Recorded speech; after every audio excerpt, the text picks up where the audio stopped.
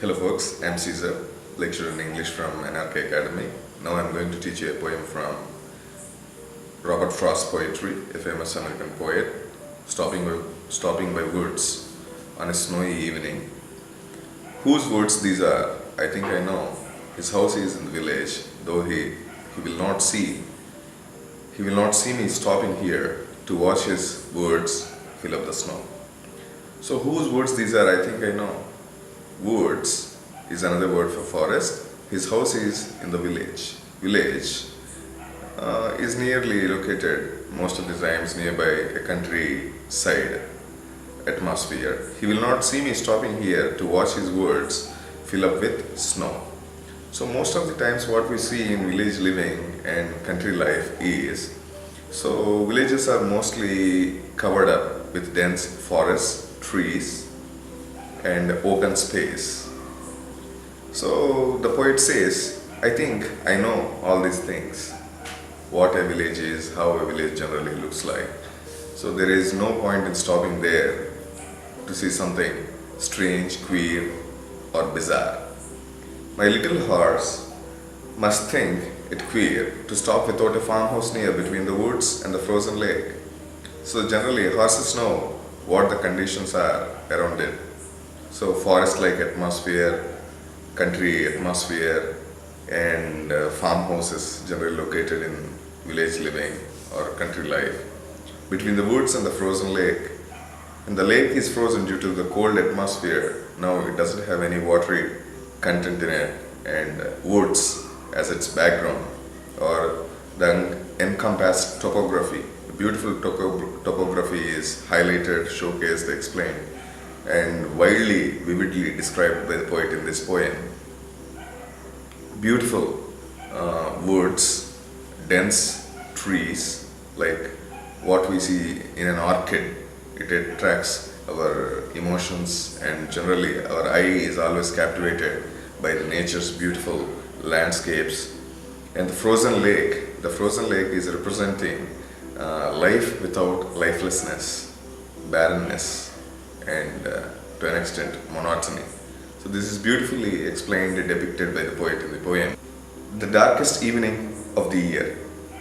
Darkness stands as a symbolism for distress, solitude, and solitary life. He gives his harness bells a shake to ask if there is some mistake. So when you observe nature, when you observe each and everything around you closely, clearly, you can easily identify an iota of change without making a judgment of error. So the bell rings, there is nothing different, or there is nothing unusual about it. But the music, the sound or the tone that generally produced by the bell being rung is sometimes different than it is usual.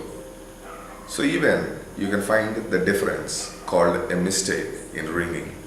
The only other sound is the sweep of easy wind and downy flake. So the sweeping sound sometimes when other conditions are applied, it is quite easy. Even wind makes a kind of ringing noise. How a bell produces sound, similarly wind, a heavy gust of blow of air produces similar noise, like the bell giving some sort of noisy music by ringing it. The woods are lovely, dark and deep. This line in the poem is quite mysterious. It is drawing our attention towards some mysterious element in nature. Woods are beautiful, but there is some mysteriousness. There is a hidden mystery in it. They look lovely, beautiful, attractive, but still there is a mystery behind it. So, depth of feeling is inside it. But I have promises to keep, whatever the circumstances might be. When we give a promise, we have to upkeep it till the end of life, and miles to go before I sleep. And the poet is delving deeper, deepest into his thoughts before giving, and even after giving the promise to the one whom he likes. And miles to go before I sleep, and miles to go before I sleep. So, a wonderful rhythmic use of words: sleep, deep, keep. So, this is a rhythmic use of vocabulary which is identified in the poem. The poet gave importance to rhythmic expressions of words in harness to the rhythmic flow of feelings. One side you see the flow of feelings towards the mysteriousness of the forest called woods, and on the other hand you see deft use of vocabulary and the reiteration of the sound, and the word varies. It's a very beautiful poem. Once we go through this poem, we feel a kind of emotional joy, and we rejoice the very feeling of being lonely, and we fall in love with the poem soon after we read it. Thank you so much.